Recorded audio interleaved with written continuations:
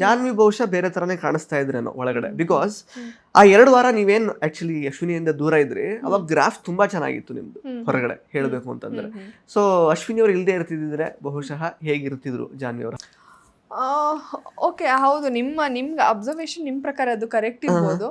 ಏನಂದ್ರೆ ನಾನು ಅದೇ ಹೇಳಿದೆ, ನಾನು ಎಲ್ಲರ ಹತ್ರ ಹೋಗಿ ಬರ್ತಾ ಇದ್ದೆ, ಬಟ್ ನನಗೆ ರಾಶಿಕಾನು ನನಗೆ ಬಿಹೇವಿಯರ್ ಇಷ್ಟ, ಆರೋಗ್ಯನ್ಸ್ ಇತ್ತು, ಮತ್ತೆ ತುಂಬಾ ಸೆಲ್ಫಿಶು, ಮತ್ತೆ ಸಡನ್ ರಿಯಾಕ್ಷನ್ನು.